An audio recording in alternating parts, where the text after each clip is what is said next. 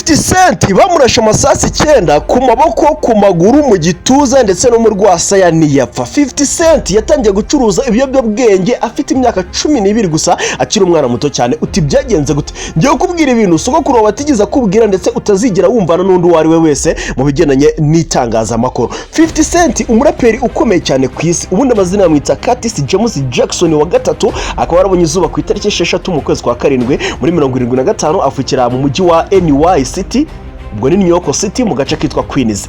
50 Cent rero ubwo yarafite imyaka 8 nyina yaje kwitaba Imana bitaga Sabrina Jackson, ariko kuri we nyina ariko yapfuye bivuga yuko ari umucuruzi ukomeye cyane w'ibiyobyabwenge. Sasa byatumye 50 Cent ajya kurerwa na nyirakuru, bituma ku myaka 12 gusa 50 Cent ajya mu muhanda atangira no gucuruza ibiyobyabwenge, drugs, ivumbi riratumba. Byatumye rero 50 Cent kuri uwo muhanda aza gufatwa na polisi yo mu gace kitwa Queens, bamujyana muri gereza y'abana bato yitwa Juvenile Detention Center, aza gufungwa nyuma aza kurekurwa. 50 Cent rero yinjiye mu buraperi ahagana muri za 90, yafashwemo na producer Jam Master J amufasha kujya muri studio, atangira kumwisha kwandika indirimbo ndetse no kuririmba. Sasa 50 Cent mu bihumbi 2000 atangiye gukanyakanya, nibwo 50 Cent baje kumurasa amasasu 9.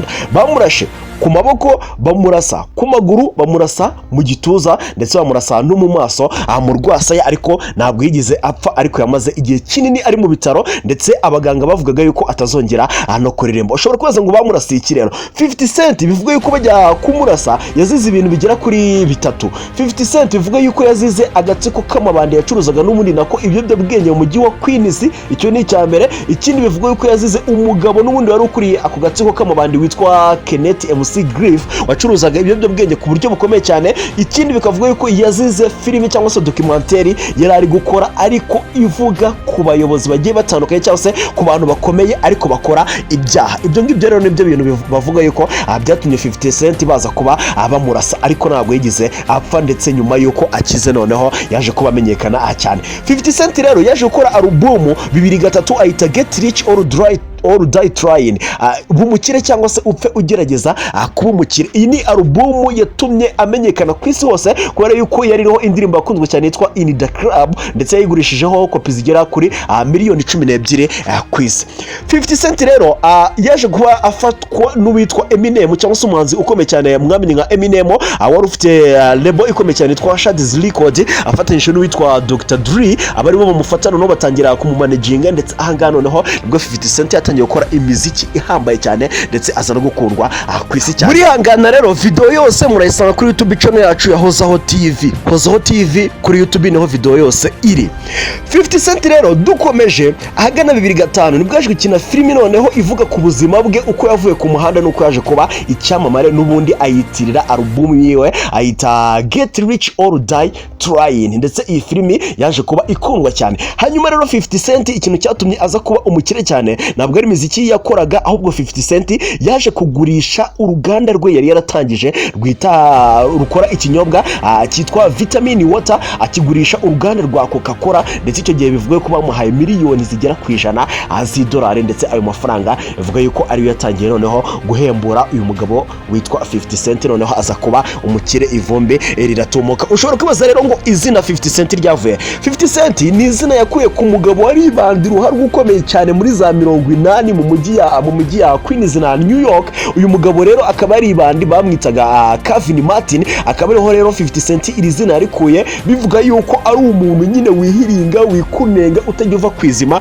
kugeza ageze ku cyo ashaka. 50 Cent nyuma nibwo yaje gushinga company ye y'umuziki, nyuma yo kuva muri label ya Eminem aza gushinga nawe label ye ayita G-Unit Record. Hanyuma ikindi 50 Cent azwiho ni umuntu ukunda ibintu bya boxing cyane by'iteramakofe, ndetse yaje gushora amafaranga menshi cyane muri ibintu by'iteramakofe. Hanyuma ikindi 50 Cent abantu bamuziho nuko 50 Cent yagiye agirana amakimbirane n'abaraperi bagiye batandukanye ndetse n'abanyamuziki bagiye batandukanye. Ibyo ngibyo murabizi muri benshi cyane. Noneho 50 Cent rero hari indirimbo zigiye zitandukanye yagiye akora, ndetse hari n'abakobwa bagiye bakundana. Duhere wenda ku bakobwa, 50 Cent yakundanye n'umukobwa witwa Daphne Joy, baza kuba batandukana. Hanyuma uyu mukobwa yaje no kumubyarira, akundana n'undi ahagana 2005 2023-2024 akundana n'uwitwa Vivica Fox, hanyuma aza gukundana n'uwitwa Chelsea Hando, aza gukundana n'uwitwa Ciara za 2007, hanyuma aza gukundana n'uwitwa Jamila. 50 Cent rero yashyize indirimbo zagiye zikundwa nyinshi, wenda nye muri zo nakubwira yitwa In the Club 2003, yitwa Kadi Shop, yitwa 21 Questions,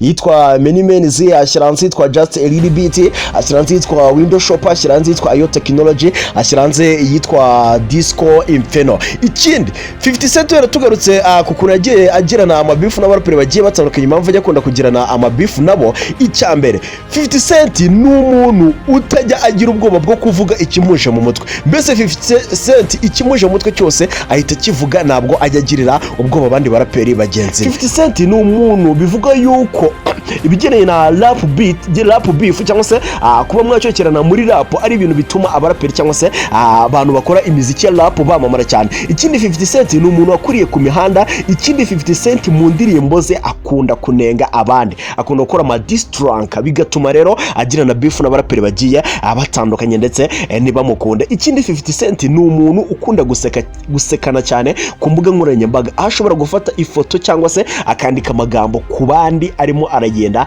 abasika ku mbuga nkoranyambaga zigiye zitandukanye. Wenda nk'abastari cyangwa se abaraperi bagiye bajya muri beef n'uyu mugabo ngo ni 50 Cent, nakubwira wenda witwa The Game, nakubwira witwa Cross, harimo witwa Fat Joe, harimo witwa Jaru ndetse n'abandi baraperi benshi namwe mugiye muzi mwagiye mubumva, abenshi muranabandusha bagiye bajya muri beef n'uyu mugabo 50 Cent.